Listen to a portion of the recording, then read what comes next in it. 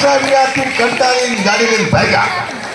સાહેબ ભાગ્યા તો બહાર જઈને સાહેબ સીધા ભેંસાને ભટકા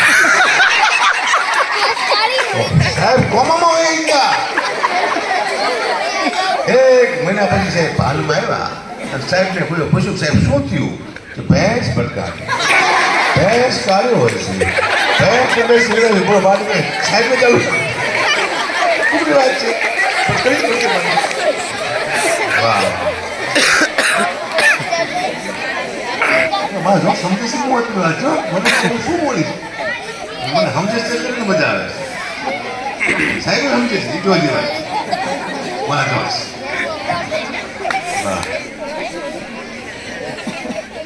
મને તો જીવનમાં કઈ વાત હું ભણી ગયો બહુ દુઃખ છે કારણ કે અત્યારે જો મારે વાંચવું ને તકલીફ પડે કારણ કે હું પહેલાં ફેસબુક બહુ વાપરતો ફોન બહુ અત્યારે મહત્વનો છે પણ સારી વસ્તુ જોવા માટે સારો છે અને ખરાબ છે ફોન એટલું બધું સારું આવે છે આપણે આખું જોઈએ કે તો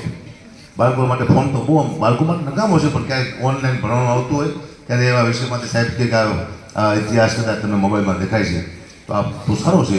પણ મોબાઈલ આમ તો કંઈ કામનો છે નહીં કારણ કે મને શું પહેલાં શોખ હતો મારા વિડીયો હું યુટ્યુબમાં ફેસબુકમાં મૂકતો અને મારી કોમેન્ટ વાંચતો હોય મને શોખ આવો મારી કોમેન્ટ જોવાનો તો એમાં શું છે મારા લાખ ચાહક હોય ને તો મારા 200 વિરોધી પણ હોય ફેસબુકમાં તો હારી ખરાબ 2 કોમેન્ટ આવે હું આ વાંચું ને એમાં આવે વાહ આકા વાહ તો હું ખુશ થઈ ગયો ચાલો કોને લખ્યું છે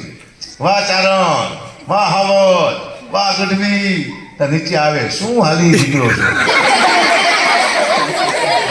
તરત મોડો પડી ગયો ચાલો આ કોને લખ્યું છે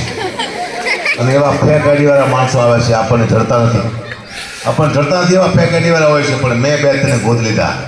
તે મારા હગાવાલા નીકળ્યા બોલો મારા મામાજીનું કોમેન્ટમાં ગાવી દીધું મને કઈ વાંધો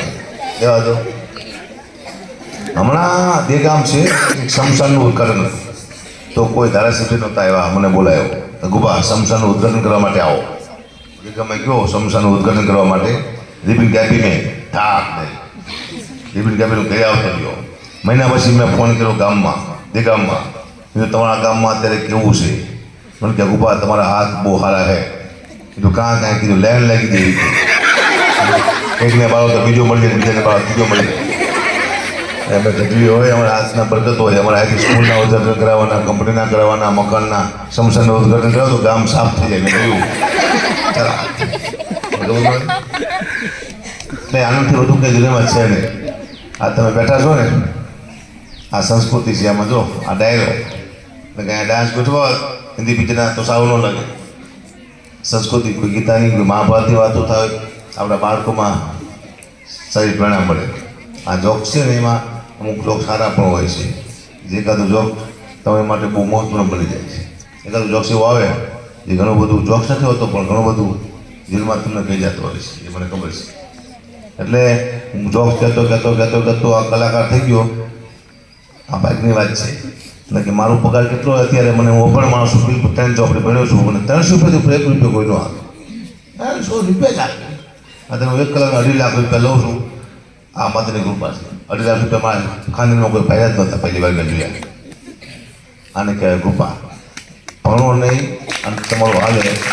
આ માત્રની કૃપાથી આવતું હોય મા બાપના આશીર્વાદથી આવતું હોય તમારા ગુરુના આશીર્વાદથી આવતું હોય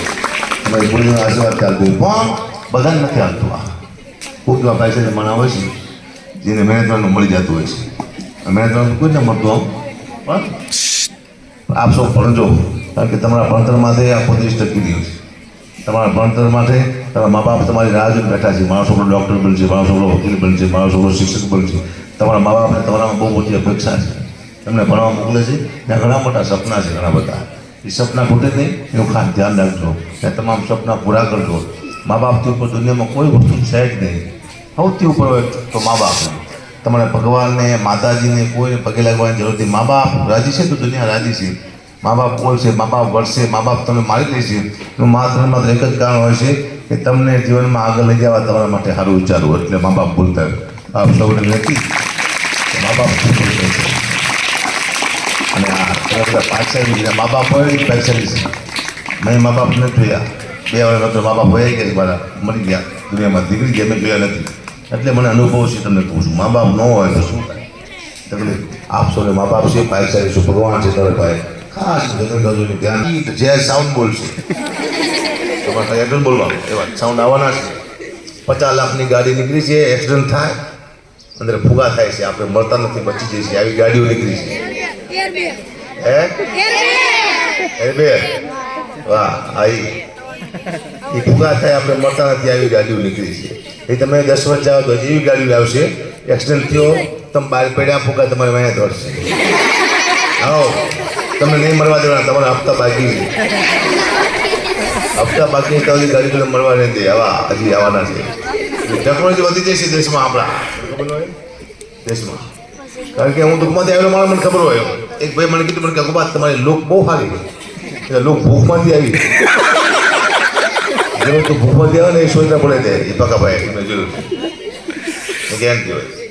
હમણાં ડૉક્ટર સાહેબનો વંદાની વાત કરી એવી હું વાત કરતો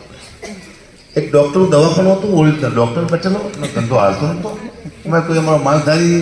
અભણ માણસ એની સામે દવાખાનું નહીં બિલકુલ ઓરિજિનલ ડૉક્ટરને સામે ડુપ્લિકેટ દવાખાનું નહીં અને મારા દીકરા એવું ટોળ માર્યું કે મારી ફી 250 રૂપિયા છે તમારો રોગ તાત્કાલિક મટી જાય છે નહીં મટે તો હું તરત ને તરત 500 રૂપિયા આપીશ ઓરિજિનલ ડૉક્ટર વિચારવા પડ્યું ખરું આ આવ્યો કોણ અને ઓરિજિનલ ડૉક્ટરને ધંધો હાલતો હતો એમ થયું કે હાલો હું દવા લેવા જાઉં આપણે ધંધો હાલતો નથી એવી દવા એવો રોગ બતાવું મટે એટલે આપણે તરત 500 રૂપિયા આવશે ડૉક્ટર જ્યાં ડુપ્લિકેટ ડૉક્ટર બાંધી દે અમારે બેઠેલો ડૉક્ટર કે સાહેબ આવો તો કે આવો શું તકલીફ છે સાહેબે રોગ બતાવ્યો કે મને કોઈ વસ્તુનો સ્વાદ નથી આવતો બિલકુલ નથી આવતો બોલાય નહીં કોઈ ના કાંઈ વાંધો નહીં નર્સને કીધું 3 નંબર 4 નંબર શીશી લાવો સાહેબ જીભમાંથી 3 ચીપા મૂકો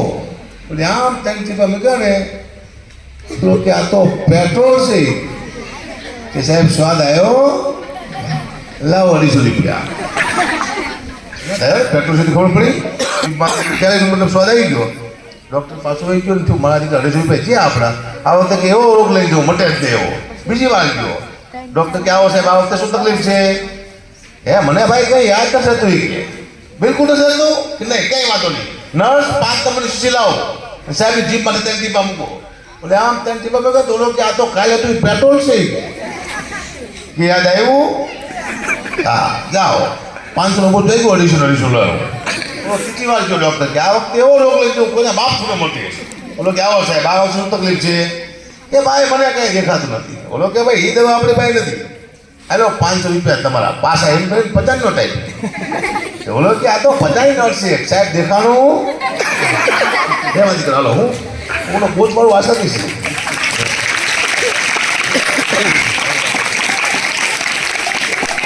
આ ફોન છે ફોન અદ્ભુત વસ્તુ છે ભાઈ મને સવાલ કર્યો મને ગગુબા આપણે અહીંયાથી અમેરિકા ફોન કરીશી વાહ વચમાં ક્યાં દોડ્યું તો છે આ સંભળાય છે કે રીતે